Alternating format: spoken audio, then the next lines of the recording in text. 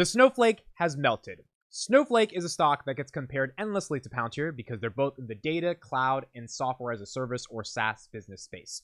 Yesterday, Snowflake fell about 13% after hours. It's down another 5% today. And the reasoning behind why it fell and why Palantir actually gained 7% after hours yesterday, now it's back down to around the 1250 range, is what I want to explore in this video. Snowflake is a company that is esteemed to be high level of management, real operators. They know how to sell. They have over 8,000 clients, growing 100% year over year. So they're the premier darling of Wall Street. They IPO'd at around $240. I believe Wall Street, I think they ran up to around 397 at its peak in 2021. And I think the reason Wall Street gave it such a frothy valuation is because they felt that the growth rate was impeccable and that the ability for them to expand and just get the entire world to use their product was a reason to justify a lot of the stock being up. Not to mention Berkshire Hathaway also made a nice little $800 million from the IPO, and Berkshire Hathaway doesn't invest in tech companies. Why are they investing in a technology stock? Didn't make a lot of sense to me, but nonetheless, Wall Street came together and gave Snowflake the valuation that seemingly it deserved. Snowflake fell yesterday, and I believe Snowflake falling yesterday is a pivotal point in understanding some of the core elements. And I believe Snowflake falling yesterday brings into question some of the trajectories that the company is on and where investors really need to be considerate of the fact that there might not be as much of a moat to Snowflake as we think there is in comparison to other companies like Palantir. So let's get into some of the numbers real quick, and then we're going to go a little bit more deeper into why the collapse ultimately happened and where it's going to go from here. Snowflake earnings came out. First quarter revenue was $623 million, estimated $609 million, so they beat on revenue pretty well.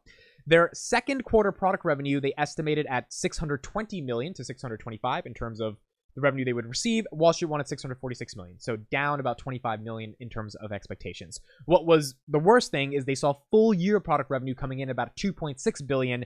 Wall Street was estimating it to be $2.7 billion. This is a company that is already very frothy in its valuation. It's still at a $57 billion market cap as it has fallen throughout the course of the day. Right now, Snowflake is at $143. If we go to the 5-day, this is where we see right here, it was 177 on May 24th, and then you see the collapse down, another 4 or 5% today as we're looking at it. The market cap went from 57 billion to 46 billion as the stock has collapsed since yesterday, down now 18%. The issue is that it's still trading at a premium. Palantir barely touching 30 billion, around 25, 26 billion. So still trading at a massive premium when it comes to the valuation, and we saw the decline here.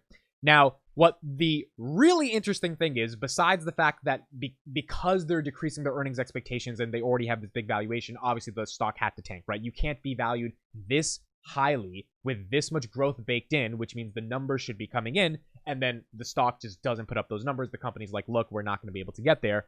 You also have the most amount of stock-based compensation in 2023. So this is a great chart from Arnie on Twitter. You can see his @ in the description. Definitely recommend following him. Snowflake's stock-based compensation as a percentage of revenue is 42%. Their stock-based compensation Q1 during this time was $174 million. That is now up to $264 million. It is up 53% year over year.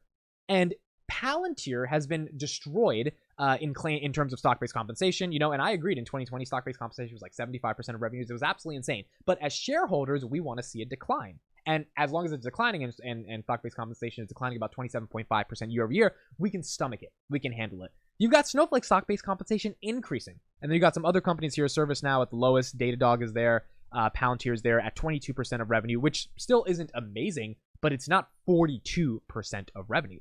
The other interesting thing to understand about stock-based compensation is the whole goal of SBC is to give money to employees in order to incentivize them to work. Snowflake spent 70% of their revenue on sales and marketing. So they're growing phenomenally, and they're getting the product out there. They're getting, tons and tons and thousands of clients. Palantir has a mere 340 clients. Snowflake has 8,000. So obviously something needs to be working, right?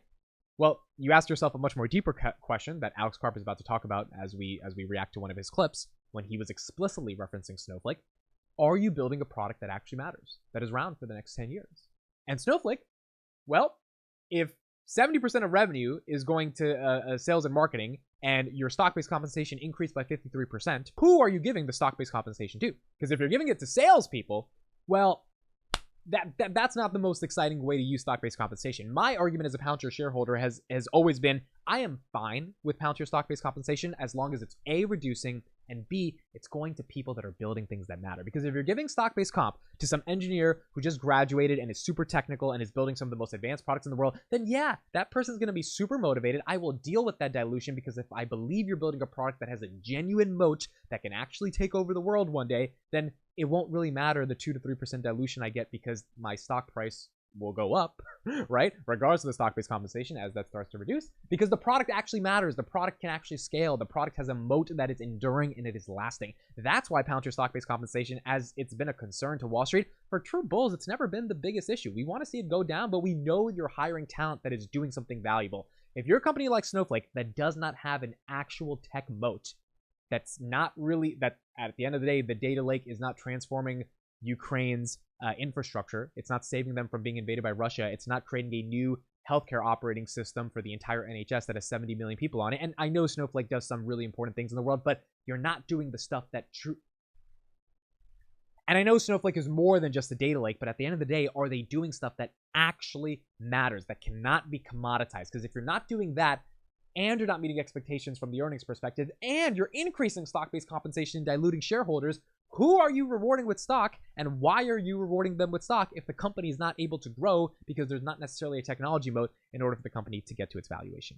Furthering on the conversation about why the company likely doesn't have the largest tech moat is this right here. This broke last night on Snowflake's earnings. Snowflake is acquiring Neva to bring intelligent search to its cloud data management solution. For those that don't know what Neva is, it was created by a guy who was a senior vice president of ads at Google. He left Google because he was tired of the advertising business when it came to search. He built a search engine called Neva, and the whole goal of it was to give better results without advertising so people would pay for its search engine. They shut down the consumer part of the search engine on Friday because they realized they could not compete with ChatGPT and Bard, which probably makes sense, right? It's going to be hard to compete with them.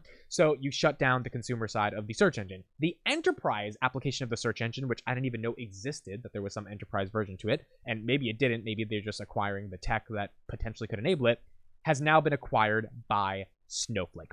Now, let's read a couple of things from the article. He pointed out that Neva's ability to leverage generative AI in search was one of the things that drew Snowflake to the search startup. That's why Snowflake is acquiring Neva, a search company founded to make search even more intelligent at scale. With generative AI searches, users can ask questions and interact with the search tool, changing the way people search in fundamental ways.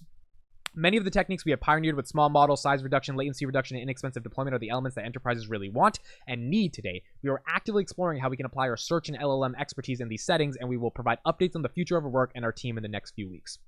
If you're a Palantir shareholder, you should be absolutely laughing at this news for a couple of reasons. Number one, this is what Alex Karp has been saying for a long time. He's been saying that a lot of these companies, in order to compete, they are too stale, they're too bureaucratic, they are not innovative, they don't focus on product as much as we give shit for Palantir not focusing on sales. Sales can be fixed. Product cannot be fixed because you have to have a culture of building innovative products. And Snowflake does not have that culture, which is why they're great at sales. But at the end of the day, does sales really have a moat?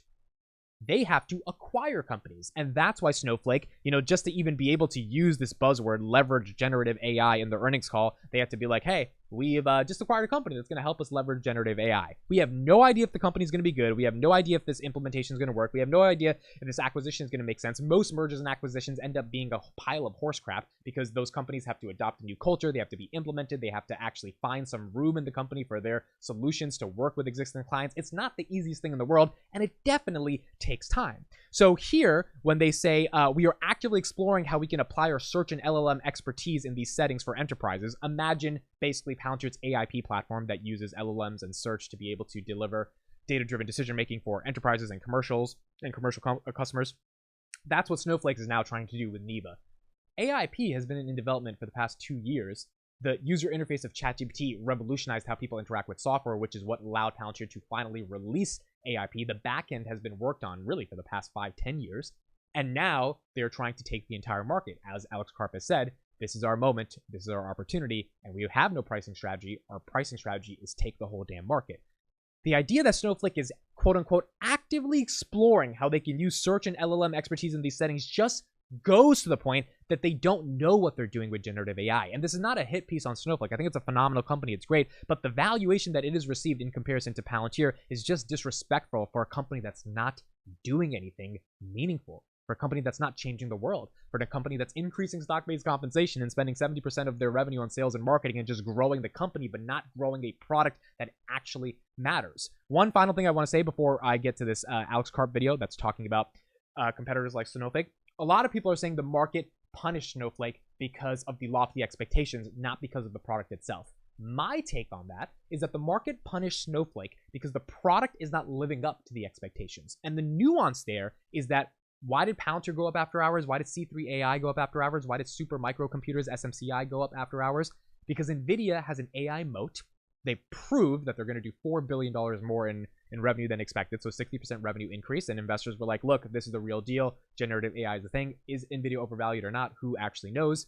But investors want to put their money in companies that are going to be around for the next decade and actually play a pivotal role. And obviously NVIDIA is with GPU chips, etc. That's why Palantir got the downstream effects of that, because Palantir's in that same type of bucket. Snowflake did not get the downstream effects of that because there is no AI moat to Snowflake. Name me one thing Snowflake is doing around the world with generative AI that is even comprehensible at the level of things Palantir is doing in Ukraine or with the NHS or with the Ministry of Defense or with creating a technology hub in Lithuania because Lithuania is a Baltic state so it doesn't get invaded by Russia. Like, these are the fundamental questions I think we need to be asking. And if Snowflake does not have that moat associated with it from an AI perspective, and if we all can agree on the assumption that AI is the real deal, it's not just crypto, like there's actually, it's like the internet, you have to have some type of internet moat if you're going to be a software company. Back in the 2000s, you have to have an AI moat going into the future because that is what's going to change the world. And you're missing on expectations from an earnings perspective, then the valuation is going to go good night. You can't miss expectations and then not have an AI moat because that growth is going to go stale as other companies are using artificial intelligence to increase their competitive advantages. That is why I believe Snowflake collapsed yesterday. And look, maybe the stock will come back very soon. Maybe investors will say, oh, this is undervalued, we're going to start buying it. My question is long term. Are you investing in something that is actually going to matter now that they're acquiring companies to try to build out a moat and hopefully they can implement that and increasing stock-based compensation? Or do you want to bet on the company that is actually building these products internally primarily because they have a culture of thinking of things philosophically and technically at the highest of levels, which is, by the way, why they had such high stock-based compensation, because they were paying some of the smartest people in the world. I mean, I think the bet is pretty obvious there from my perspective. Let's hear Alex Karp in 2021 or early 2022 when this interview was done, talk a little bit about how he thinks about Snowflake and competitors. And yes, it's kind of meta because it's me reacting to me, but nonetheless, let's take a look. For a minute. So are your would-be competitors. Some of them have a lot of nice products. It strikes me as the non-technologist, their products are narrower than yours, maybe more easily digestible, certainly more easily saleable. How do you think about, the Snowflakes of the world, the Databricks of the world, and that product suite, as it were, compared to yours? Okay, so that was the question he asked, and let's go to his answer. Thoughts? Well, that's both a shot at them and a could be a legitimate, critical, interesting question about Palantir. Our products are deeper than any other products on the market, have an institutional veracity that's differentiated, are doing things that are arguably more important. I don't think that's really subject to debate. I do think what is a legitimate question is if a product is future oriented and requires a depth of understanding of the product, and or it doesn't inherently map to selling a wrench to a pre-existing technical org, will you capture the full value of those products? So I think you can ask the critical question of various companies. You mentioned too, there are many. Are the products actually thick enough to be valuable? You could ask the question of Palantir, is it thin enough to be fully monetized? Is our view at Palantir is we're very differentiated in building these products before they exist. And on the thick part, we are without competition. So then there's a question of are we able to supply parts of our product or various products, for example, products that we're building now, products that we have in Foundry, to an enterprise that may, in fact, prefer something that fits into their architecture that is thinner. That gets into a very legitimate question, which is, okay, forget now. It's like, is Palantir building the product of the future, but willing to supply into the current environment by providing products that are more digestible into an organization that maybe it wants to go their own way and wants to buy a certain product for a certain thing, but does not want to buy all of Foundry. By the way, and so the answer. And so his argument there is that, they're going to modularize, they're going to make the product smaller, they're going to be able to adapt it to more people. But the core point is they are building products for the future that companies don't even know that they have yet. And the selling of it, as he gets into the whole thick versus thin, he's like, yeah, we're going to modularize, we're going to make it smaller, we're going to be able to have you pay as you go. This was back almost a year and a half ago now that this interview happened.